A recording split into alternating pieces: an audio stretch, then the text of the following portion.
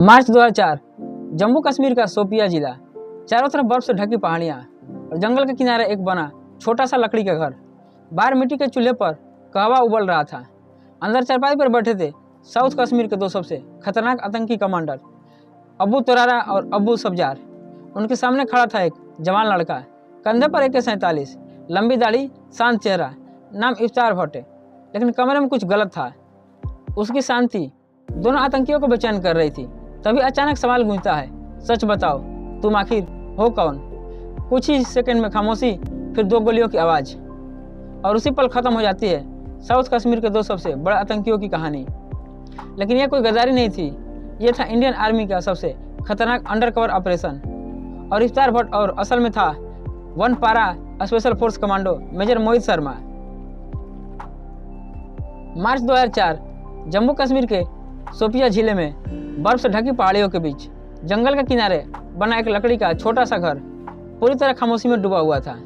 बाहर बर्फीली हवा चल रही थी। बाहर मिट्टी के चूल्हे पर कहवा बन रहा था।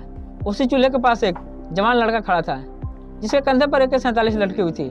लंबी दाढ़ी कंधों पर तक आते थे, बाल और बिल्कुल शांत चेहरा। उसका नाम था इफ्तार भट्ट। घर के अंदर चारपाई पर दो आदमी बैठे थे।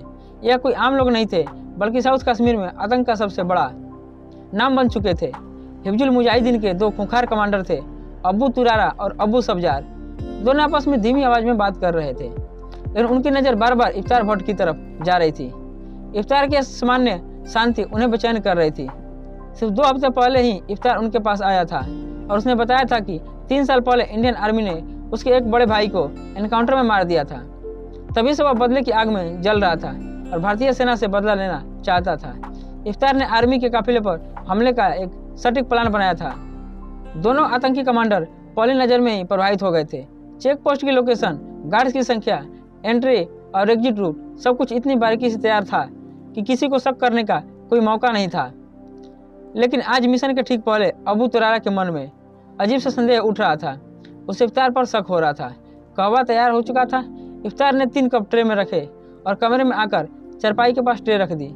अबू तुरारा और अबू सब्जार ने अपने अपने कप उठा लिए और तीनों चुपचाप कहवा पीने लगे। कुछ मिनट तक कमरे में पूरी खामोशी छाई रही। फिर अचानक अबू तुरारा इफ्तार को नाम लेकर बुलाता है और कहता है कि वह आखिरी बार पूछता है। इसके पीछे का वह उसकी आंखों में देखकर सवाल करता है, तुम आखिर हो कौन? इफ्तार कुछ नहीं बोलता। उसकी चुप्पी अब कमरे को और भी भारी बना देती है।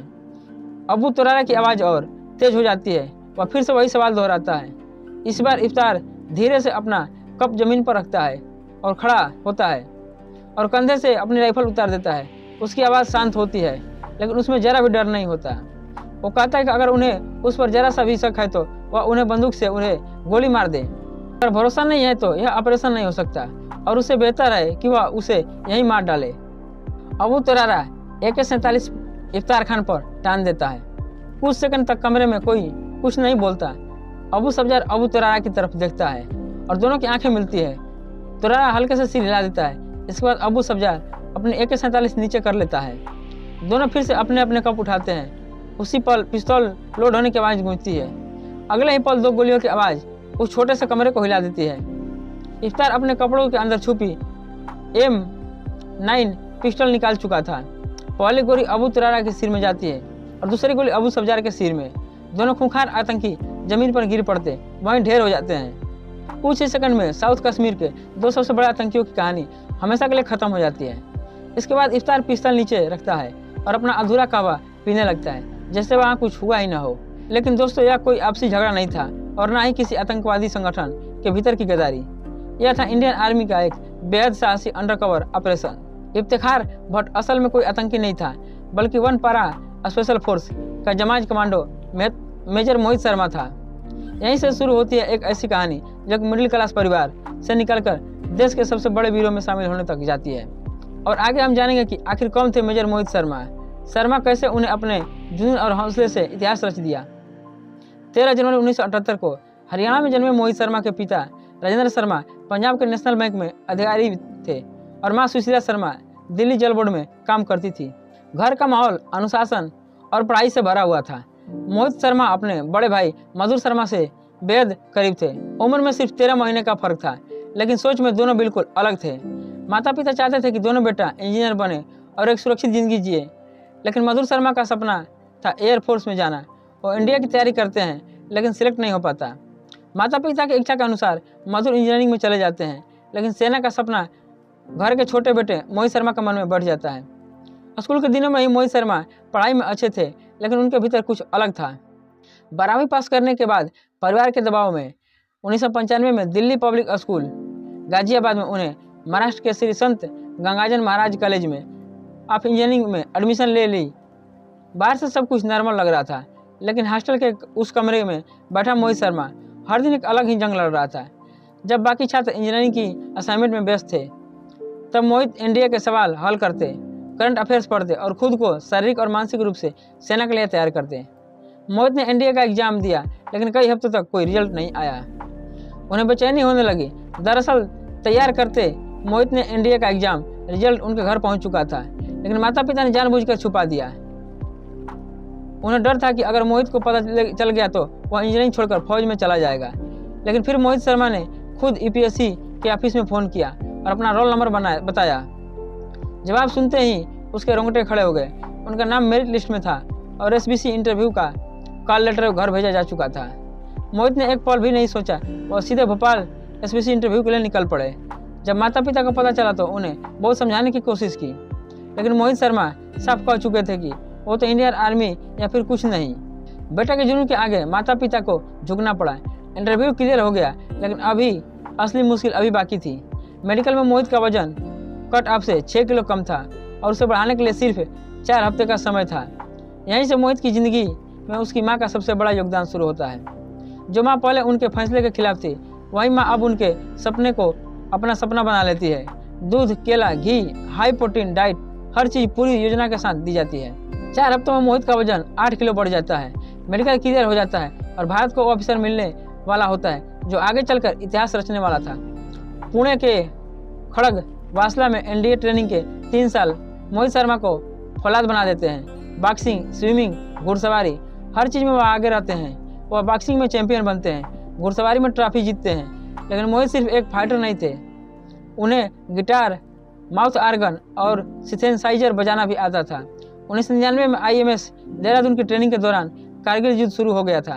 टीवी पर हर दिन देशभक्ति की खबरें, शहीदों की कहानियाँ और सैनिकों की बहादुरी मोहित शर्मा के भीतर आग भर देती।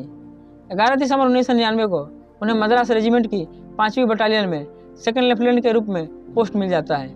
उसी रात जब दोस्त जश्न मना रहे होते हैं, उनसे कोई पूछता है कि वह कहाँ पोस्टिंग चाहते हैं, मोहित बिना सोचे जवाब देते हैं, वह जहाँ असली लड़ाई हो, जहाँ आतंकियों से आमना सामना हो। 2000 में उनकी पोस्टिंग जम्मू कश्मीर के पूंछ राजौरी सेक्टर में 38 राष्ट्रीय राइफल्स के साथ होती है। यहीं पहली बार उन्हें पैरा एफएस के कमांडोज के साथ काम करने का मौका मिलता है। उनकी बहादुरी, उनका जज्बा, उनका तरीका मोहित को अंदर तक खिला गया। तभी उन्होंने ठान लिया कि एक दिन वह भी पैरा एसएफ का हिस्सा बनेंगे। काउंटर इमरजेंसी ऑपरेशन के दौरान मोहित शर्मा ने जिस साहस और समझदारी के साथ काम किया, उन्हें उनके सीनियर अधिकारियों को प्रभावित कर दिया। उनकी बहादुरी और नेतृत्व क्षमता के लिए साल 2000 में उन्हें chief of army staff commendation medal से सम्मानित किया गया। जून 2003 में उन्होंने पैरा फोर्सेस के बेहद कठिन और थकाने वाले सिलेक्शन प्रोसेस को सफलतापूर्वक पार कर लिया और 1 पैरा स्पेशल फोर्सेस का हिस्सा बन गए। उनके भीतर प्रदर्शन को देखते हुए दिसंबर 2003 में उन्हें कैप्टन के पद पर प्रमोट कर दिया गया। इसी समय कश्मीर घाटी में हालात तेजी से बिगड़ रहे थे। आतंकवाद एक भयानक रूप ले चुका था। हिजबुल मुजाहिदीन जैसे आतंकी संगठन स्थानीय युवाओं को भला फुसलाकर और धार्मिक कट्टरता का सहारा लेकर अपनी ओर खींच रहे थे। इस पूरे नेटवर्क के पीछे अबू सब्जार और अबू तुरारा जैसे खूंखार कमांडर थे। यह आतंकी आम नागरिक के बीच अपनी पहचान छुपाए रखते थे, जिससे भारतीय सेना के लिए एक्सर्टिक इंटेलिजेंस जुटाना बेहद मुश्किल हो गया था। इन्हीं हालात को देखते हुए सेना को एक ऐसे सैनिक की जरूरत थी जो आतंकियों के बीच घुल मिल सके, उनका भरोसा जीत सके और अंदर से पूरे नेटवर्क को तोड़ सके। इंटेलिजेंस यूनिट को एक खतरनाक भूमिका के लिए कैप्टन मोहित शर्मा से बेहतर कोई नहीं लगा। मोहित शर्मा ने बिना हिचकिचाए इस मिशन के लिए हामी भर दी। प्लान बनाई गई कि उन्हें एक नई पहचान दी जाएगी और उनका नाम इफ्तार भट्ट होगा। इस नई पहचान के साथ उन्हें हिजबुल मुजाहिदीन के कमांडरों अबू सब्जार और अबू तुरारा तक पहुंचाना था। भरोसा जीतने के लिए उन्हें एक दर्द भरी कहानी घड़ी की। 3 साल पहले भारतीय सेना ने उनके भाई को एक एनकाउंटर में मार दिया था। अब वह बदला लेना चाहते हैं। मोहित शर्मा ने खुद को पूरी तरह एक कश्मीरी के रूप में ढाल लिया। उन्होंने दाढ़ी और बाल बढ़ाए, कश्मीरी पोशाक पहननी शुरू की, डोंगरी और उर्दू सीखी, कुरान की आयतें याद की और नियमित रूप से मस्जिद जाने लगे। इफ्तार भट्ट बनकर वो कश्मीरियों की गलियों में घूमते, स्थानीय लोगों से बातचीत करते और अपने भाई की मौत का दर्द शेयर करते। करीब 2 महीने तक वह शोपिया और आसपास के गांव में एक आम कश्मीरी की तरह रहे। धीरे धीरे वह हिजबुल कमांडर के नज़रों में आ गए। उन्हें लगा कि इफ्तार के अंदर भारतीय सेना के लिए जो नफरत है वह उनके मकसद के लिए एक बेहद उपयोगी हो सकती है। आखिरकार मार्च 2004 में इफ्तार भट्ट उर्फ कैप्टन मोहित शर्मा की मुलाकात अबू सब्जार और अबू तरारा से करवाई गई। उन्होंने वही कहानी दोहराई और एक आर्मी चेक पोस्ट पर हमले का प्लान दिखाई, जिसमें पेट्रोल मूवमेंट और गुप्त पहाड़ी रास्ते के नक्शे भी शामिल थे। उनकी तैयारी और आत्मविश्वास ने आतंकियों को पूरी तरह यकीन दिला दिया कि उन्हें लगा कि यह लड़का उनके लिए एक बड़ा हथियार बन सकता है। वो दोनों आतंकी मोहित शर्मा को अपने सुरक्षित ठिकानों पर ले जाते हैं। यह वही जगह थी जहां बैठकर वह भारत के खिलाफ बड़ी साजिशें रचते थे। अगले 2 हफ्तों तक मोहित शर्मा उन्हीं आतंकियों के साथ रहते हैं। इस दौरान आतंकी उन्हें ट्रेनिंग देते हैं, हथियारों के इस्तेमाल के तरीके समझाते हैं और अपने मूवमेंट, सप्लाई रूट्स और सुरक्षित ठिकानों की जानकारी भी शेयर करते हैं। आखिरकार वो दिन भी आ जाता है जब उसी हाइड आउट में भारतीय सेना पर हमले की पूरी प्लान तैयार की जाती है। हैरानी की बात यह थी कि इस हमले का मास्टरमाइंड इफ्तार उर्फ मोहित शर्मा को ही बनाया गया। उसी रात ग्रेनेड की एक कंसाइनमेंट आने वाली थी। अगली सुबह 3 और आतंकी वहां पहुंचने वाले थे और फिर दोपहर तक सेना की टुकड़ी पर हमला होना था। लेकिन इसी बीच अबू तुरारा के मन में इफ्तार को लेकर हल्का सा शक पैदा होने लगता है। सबसे कहता है कि उसे कुछ गड़बड़ लग रही है, क्योंकि इफ्तार के बारे में उनके पास उसकी कहानी के अलावा कुछ और नहीं है। तभी इफ्तार भट्ट बने मोहित शर्मा 3 गिलास कहवा लेकर कमरे में आते हैं। वह दोनों को कहवा देते हैं और खुद खाट के किनारे बैठ जाते हैं। तीनों के पास AK-47 राइफल थी। फिर अचानक तुरारा सख्त आवाज में पूछता है कि सच बताओ, तुम आखिर कौन हो? यह सुनकर मोहित धीरे धीरे अपना गिलास नीचे रखते हैं, वहीं खड़े होते हैं, अपने कंधे से अपनी राइफल उतार देते हैं और कहते हैं कि अगर भरोसा नहीं है तो अभी गोली मार दो। अबू तुरारा AK-47 इफ्तार पर तान देता है।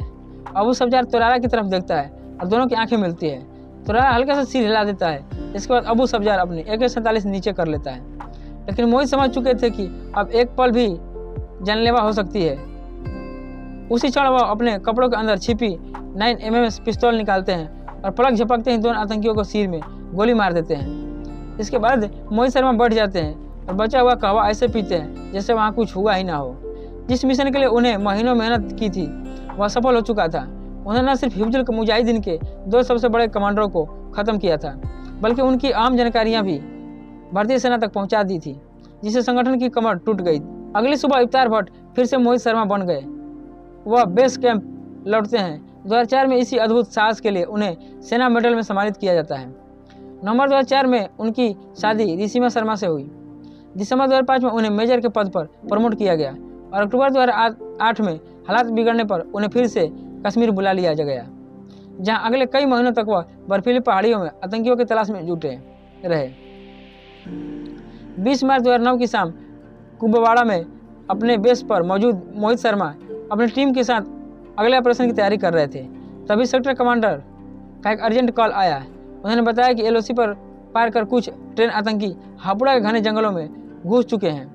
यह खबर सुनते ही मेजर मोहित शर्मा ने बिना एक पल गंवाए अपनी टीम को तैयार होने का ऑर्डर दिया। अगली सुबह 21 मार्च को उनकी टीम उन जंगलों में दाखिल हुई। यहाँ सिर्फ जंगल नहीं थे, बल्कि आतंकियों का गढ़ था। चारों तरफ बर्फ से ढके रास्ते, घनी झाड़ियाँ और बर्फीली हवाएं, हर कदम पर खतरा था। मेजर मोहित ने टीम को 3 टुकड़ियों में बांटा और बर्फ पर बने पैरों के निशान का पीछा शुरू किया। कुछ दूरी पर पहुंचने ही आतंकियों ने अचानक फायरिंग शुरू कर दी। वह पहले से घात लगाए बैठे थे और जंगल से 3 दिशाओं से हमला कर रहे थे।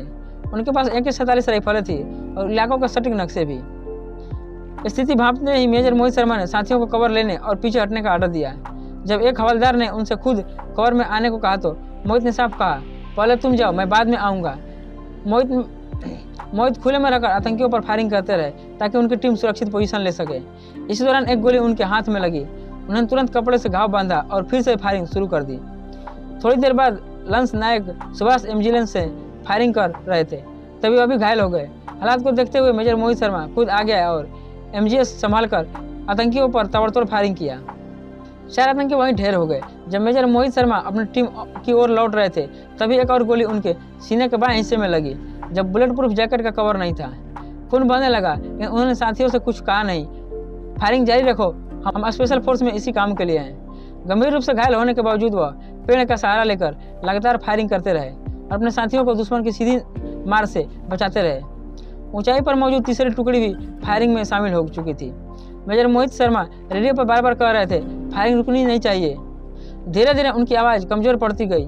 ज़्यादा खून बहने से शरीर जवाब देने लगा, लेकिन आंखें आखिरी दम तक खुली रही। बेस कैंप को जब संदेश मिला कि मेजर मोहित शर्मा घायल हैं और हिल नहीं पा रहे हैं तो किसी को यकीन नहीं हुआ। घने जंगलों में लड़ते हुए मेजर मोहित शर्मा मात्र 31 साल की उम्र में वीरगति को प्राप्त हो चुके थे। यह ऑपरेशन 5 दिन तक चला। इस दौरान 8 भारतीय जवान शहीद हुए, लेकिन उनसे पहले 17 आतंकियों को मार गिराया गया।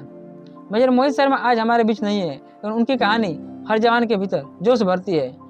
उनके अद्भुत साहस और बलिदान के लिए उन्हें मरणोपरांत देश का सर्वोच्च वीरता पुरस्कार अशोक चक्र से सम्मानित किया गया।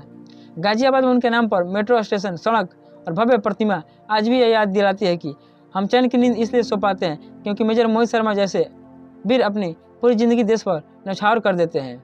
अगर आपको लगता है कि देश की सुरक्षा सिर्फ बॉर्डर पर नहीं बल्कि दुश्मन के घर के अंदर भी लड़ी जाती है, अगर आप उन गुमनाम नायकों को सलाम करना चाहते हैं जिसका नाम इतिहास में कम लेकिन बलिदान में सबसे बड़ा होता है, तो इस वीडियो को लाइक कीजिए और शेयर कीजिए ताकि हर भारतीय तक ये कहानी पहुंच सके। और ऐसी सच्ची कहानियाँ और गहरी अनसुनी इंडियन आर्मी डॉक्यूमेंट्री स्टोरीज के लिए अभी चैनल को सब्सक्राइब कीजिए, क्योंकि यह सिर्फ कहानी नहीं थी, यह भारत की खामोशी का जीत था।